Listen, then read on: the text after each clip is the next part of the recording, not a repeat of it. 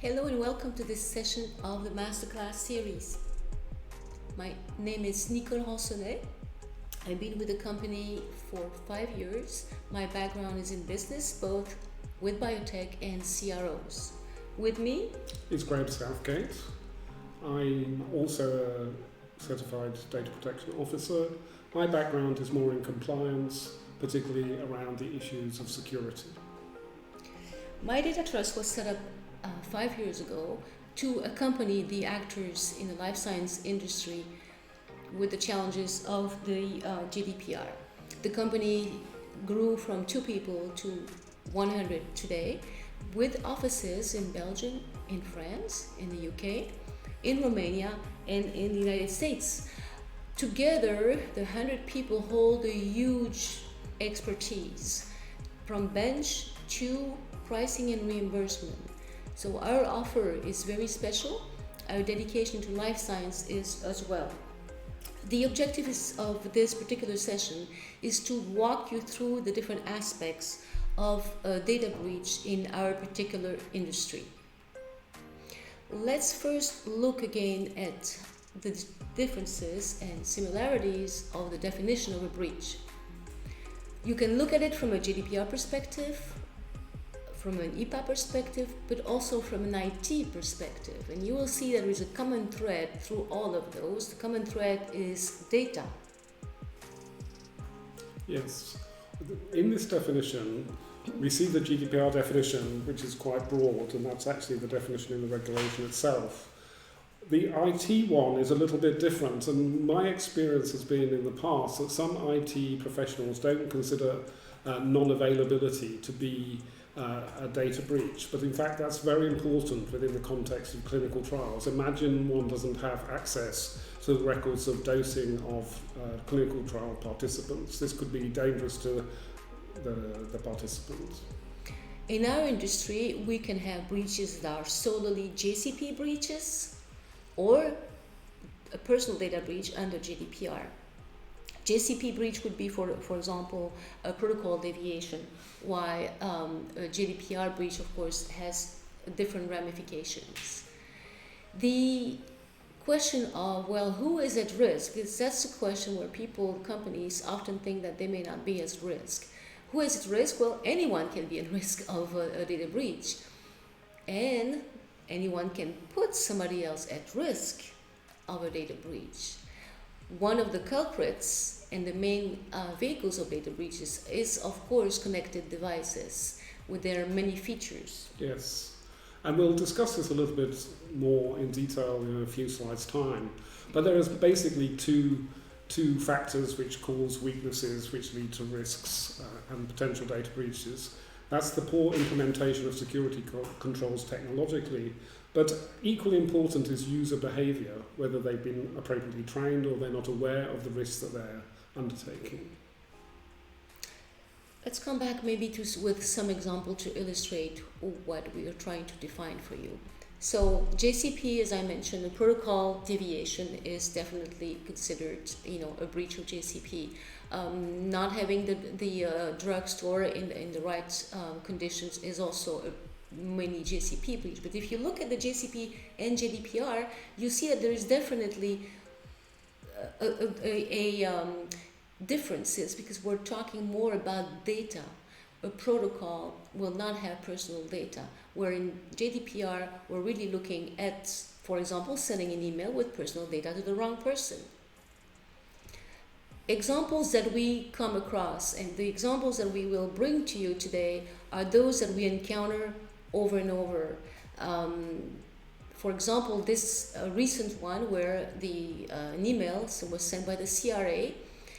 The email had attachments, but the attachments had not been blinded, or at least properly blinded. They were shared with the finance department of the CRO. The initials of the patient had been there, as well as first, last name, all the information about the patient, including the study they were involved with and their study code.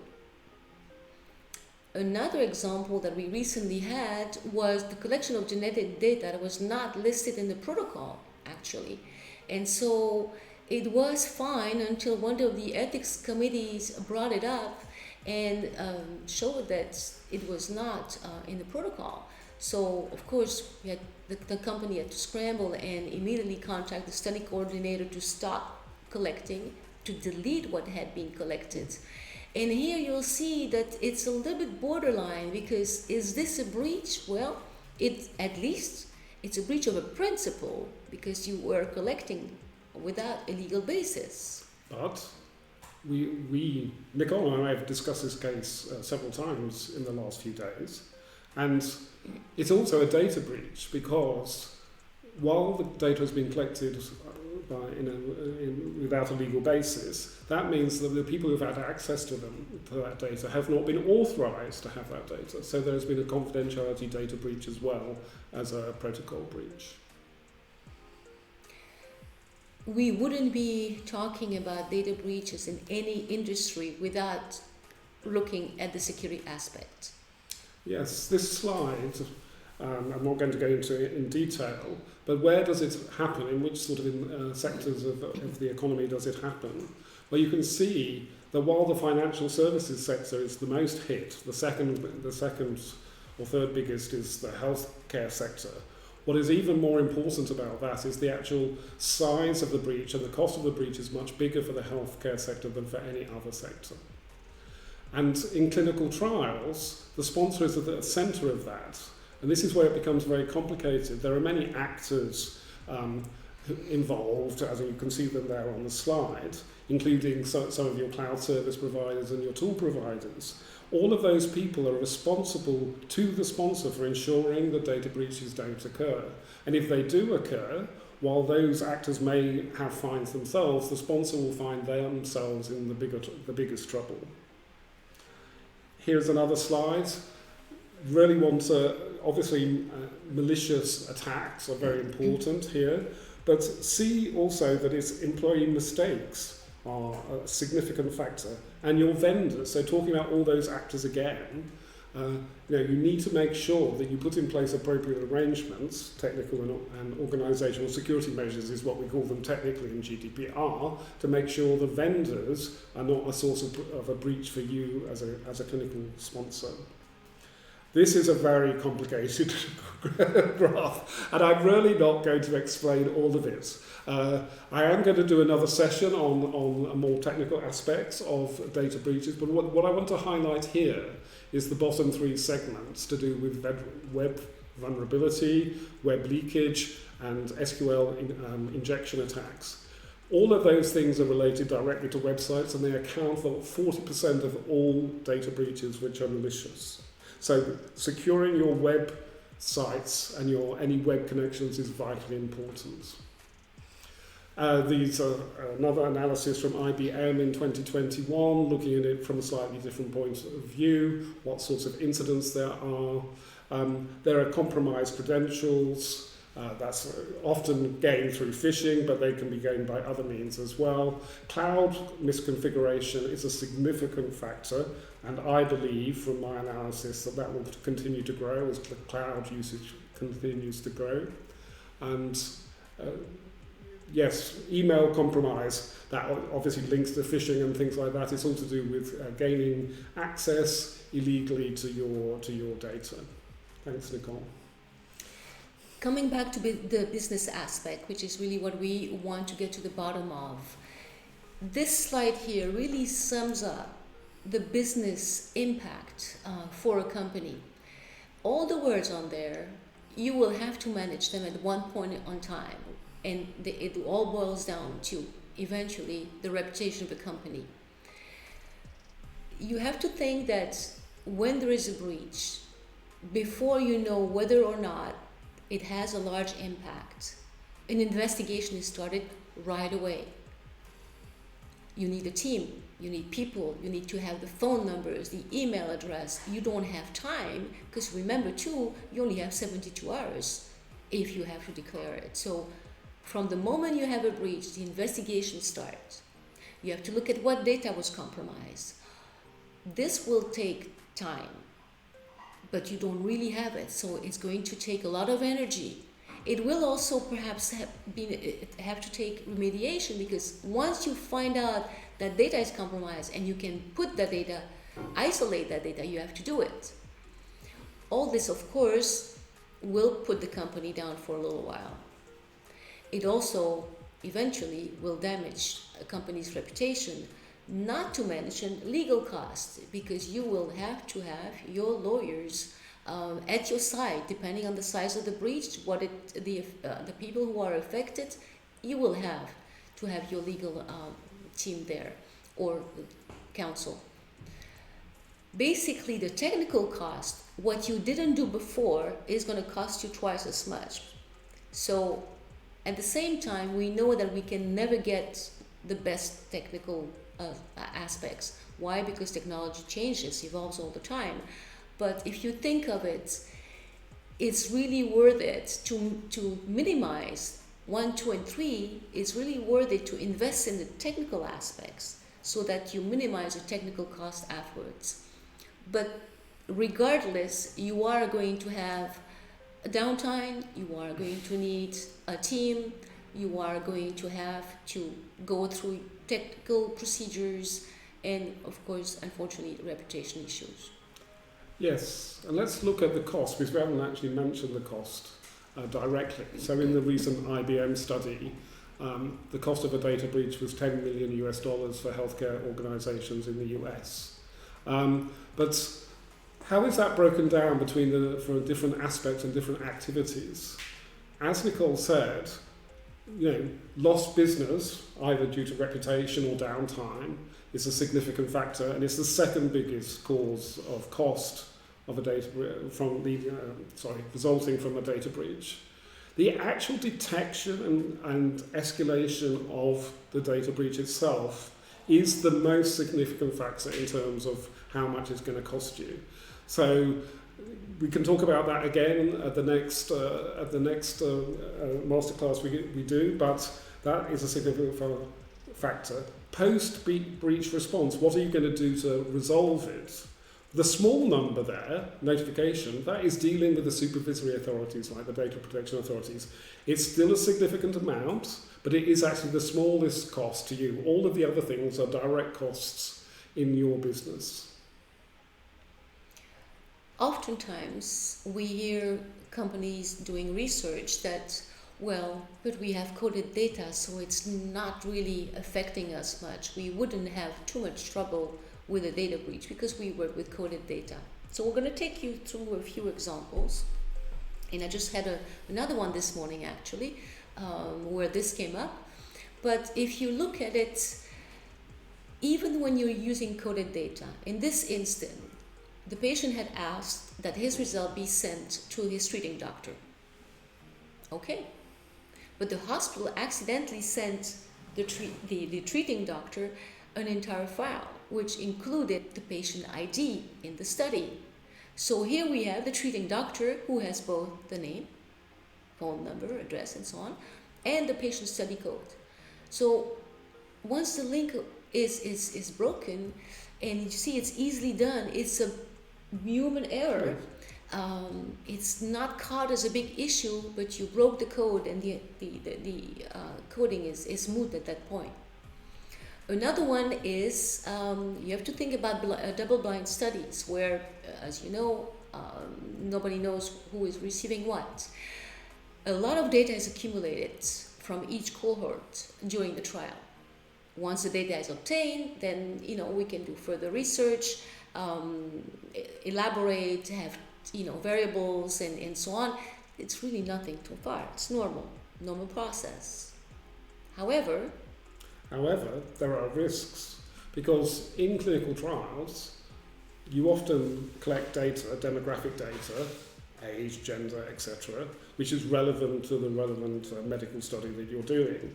However, that precise data can be used by malicious people in order to try and undertake what's called a re-identification attack. So where the data subjects and the participants can be re-identified. And here's an example from the US. If you have just a few of the 15 demographic attributes, you can be re-identified with almost 100% certainty. I'm not going to go into the table below. It's just a few examples of academics trying to do re-identification of clinical study participants. As you can see, the results vary, but some of them, 18 out of 20 in the case of one cancer study, but only 1 out of 135,000 in another study.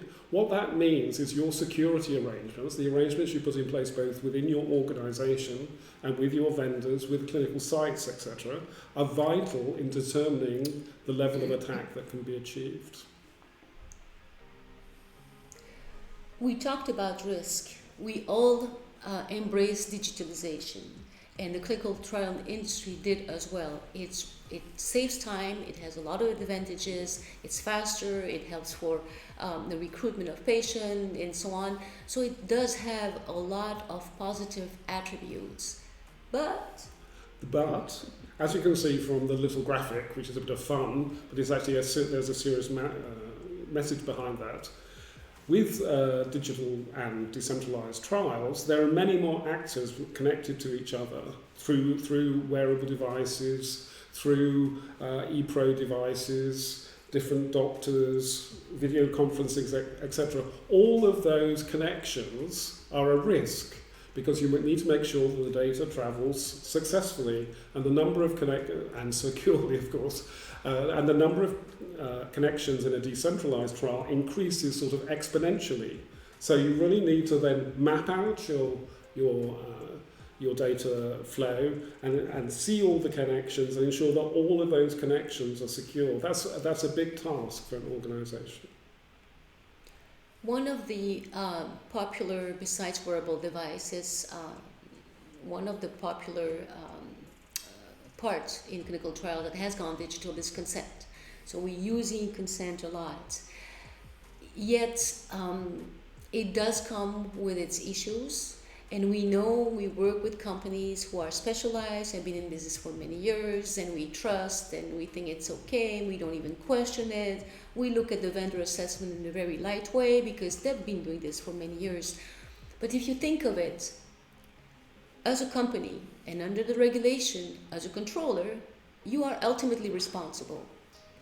And because you know that e-consent, just like any wearable device that Graham talked about earlier, gives you greater chances of having a breach, it's really not the type of vendor, regardless of where that vendor is, it's really not the type of vendor you can overlook. No matter how much security they have, you know that they are a conduit for data breaches. In a few words, to conclude. Yes. So, the number of healthcare attacks has increased. In 2021, up 34 million from 2020. The trend is that they still increase, so we need to protect ourselves. We also need to think about the fines that data protection authorities might levy on us. Actually, in terms of the total cost of a data breach, these are probably the smallest amounts you'll see. However, I am going to highlight one particular case from Daedalus Biology, which you'll see at the top of this table. That was 1.5 million euros, and it's a very instructive case. They're a company who provides sort of software solutions for all sorts of different healthcare organisations. They were doing a migration between two databases at the request of a customer. In the process, they managed to lose 500,000 patient records. They did this because they had no plan to do the migration. There was no assessment of the risk that is necessary to do such a migration. They kept the data on their old database much longer than they needed to. Strangely and bizarrely, but this is not unknown to me, the public access, the database had a public web-facing page which didn't require any authentication whatsoever, so it was a clear conduit for the attack. Basically, they did nothing right, and so these sorts of big fines can be levied if you really make a big mess of what you're doing. But the other fines are also significant, and it could be a small laboratory, as the one in Belgium fined 20,000–30,000 euros. So it's not an insignificant amount. And I just received, in fact, just this afternoon, an analysis from a colleague of mine that in total 550 million euros of fines have been levied against companies for data breaches since the General Data Protection Regulation came in force in 2018. And that is predicted to grow as well. And if you think that you don't fit in any of these, think again. Migration. When you change CRO, and in 5 years, I've seen, surprisingly, several sponsors change CRO during the course of studies. You have migration. You also sometimes have migration at the time where you go from your regular pharmacovigilance to post-marketing, where you want to change CRO and you have to migrate a database. Or you change call center, and from one call center in order to migrate data. So there are many instances where you are going to be migrating data. Migrating data or digitization, both are conduits for data breaches. So don't think that this happened to others. You also have these situations, these scenarios of changes within your company. If not now, they're coming. Anyway, I hope that you found this interesting and enlightening. We have time for questions. If not, if you don't have any now, feel free to send them later. We'll be happy to get in touch. Of course, you can get in touch through MyData-TRUST. You can ask Graham or myself for additional information, clarification. Don't hesitate. Thank you very much. Thank you.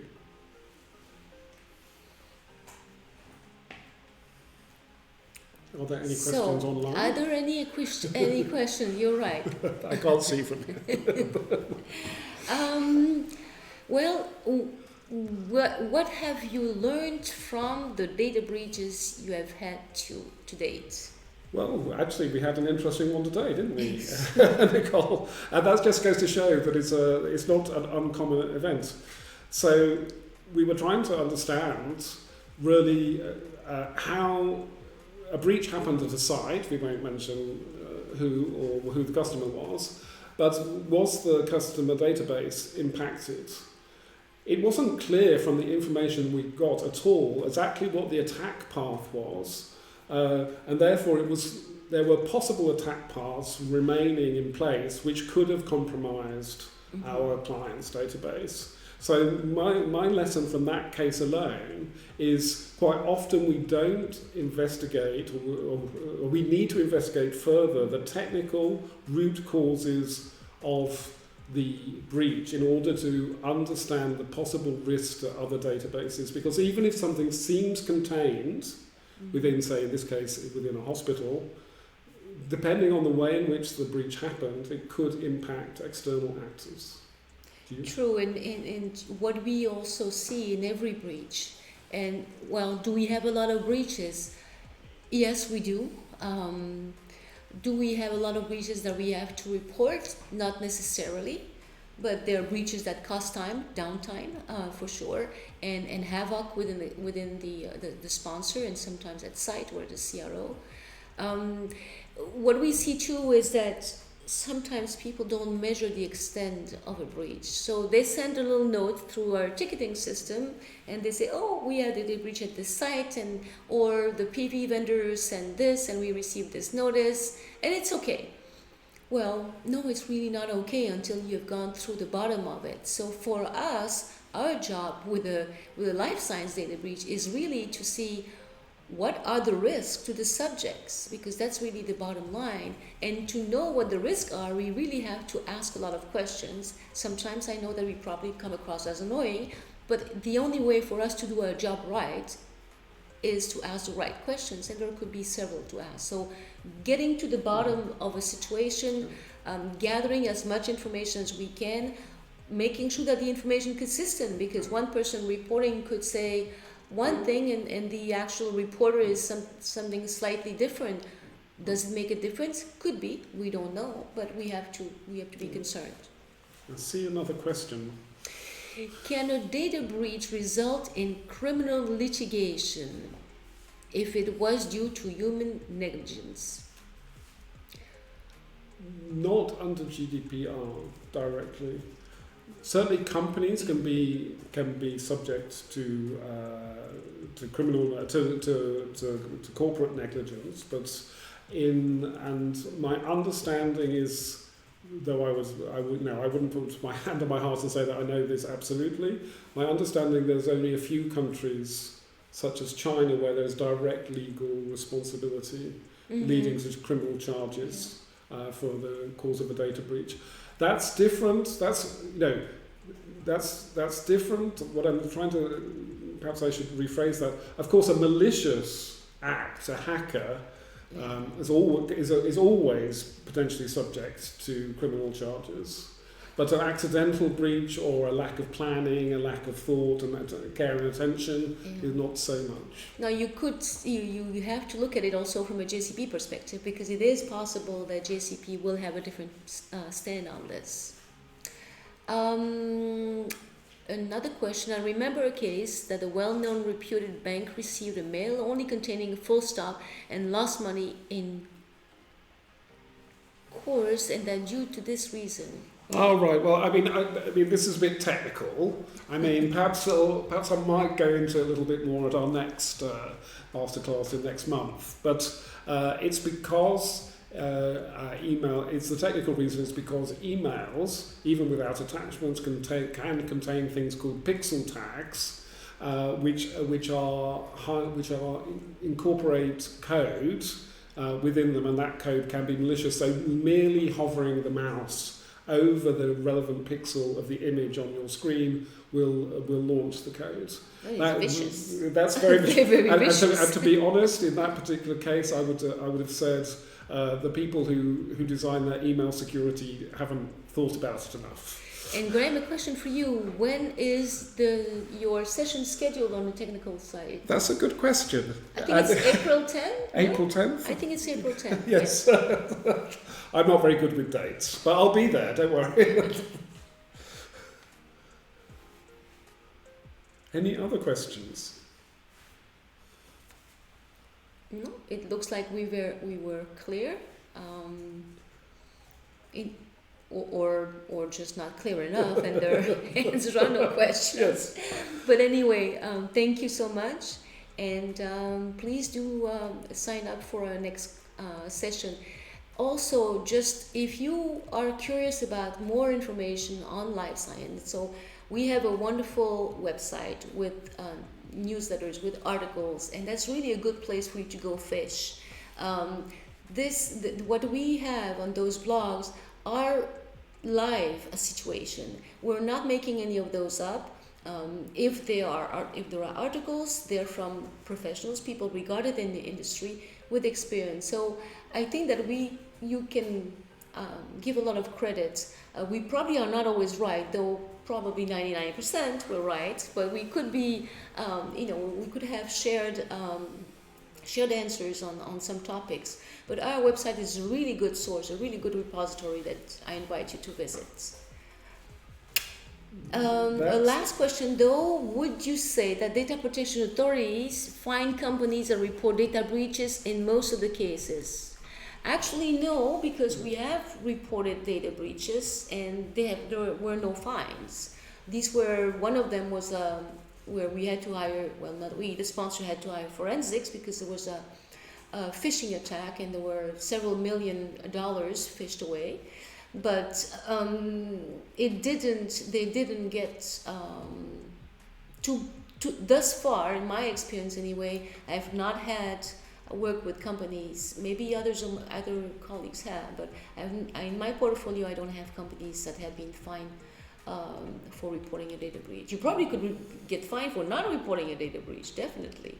Yeah, my experience there is that obviously malicious attacks are not necessarily the controller's fault. I think you get fined if the errors you made that led to the data breach are sort of egregious, they're easily avoided, and that you didn't think sufficiently about the data processing activity you were undertaking and the security risks involved. I think that is the driver of the level of fines and whether you're fined at all. Voila, I hope that we answered all your questions. Thank you. Enjoy the rest of your day. Thank you.